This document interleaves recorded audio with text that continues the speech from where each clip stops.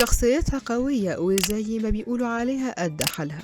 في المواقف الصعبة رد فعلها أقوى من اللي أي حد يتخيله. تعب أمها ما أثرش فيها على الشاشة ولا كمان في الحقيقة، وما حركهاش من مكانها. الفلوس عندها شيء مهم جدا، وبتقدر قيمة نفسها.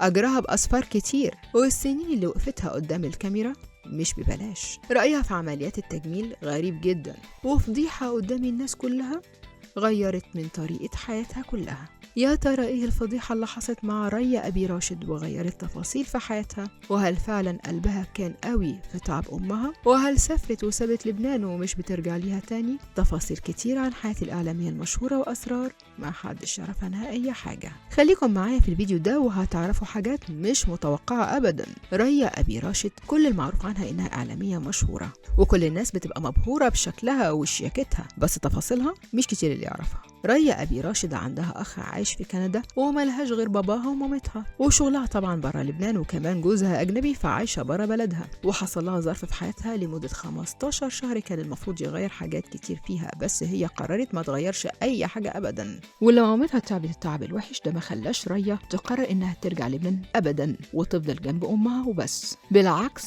هي فضلت مكملة في البلد اللي هي عايشة فيها، وكانت بتنزل زيارات وبس. وناس كتير استغربت الموضوع ده جدا، إنها إزاي ما غيرتش حياتها وأمها تعبانة. بس هي كان عندها منطق، إنها كانت بتروح وتيجي على لبنان، وحتى لو كانت موجودة برضو في لبنان ده ما كانش هيعمل حاجة في صحة أمها ولا هيشيل عنها التعب.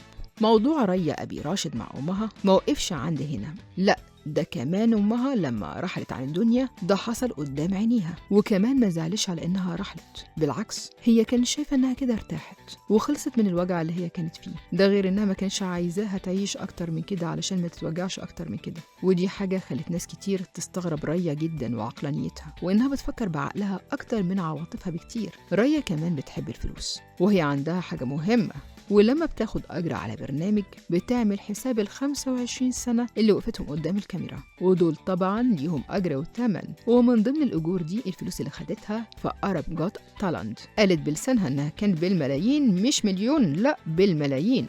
كل ده بقى كون في حياة ريا أبي راشد، والموقف اللي حصل معها وغير تفاصيل حياتها ده كون تاني. ريا ظهرت في مرة في المهرجانات، والفستان بتاعها ما فرقش حاجة عن فستان رانيا يوسف اللي عمل أزمة البطانة، ووقتها برضو كل حاجة انكشفت وبانت. ريا ما كانتش تعرف اليوم ده إن الدنيا هوا وده هيحصل معاها، بس الموقف ده علمها وخلاها بقى عندها الستايلست بتوعها اللي مسؤولين عن هدومها وإطلالتها وكل حاجة تخصها.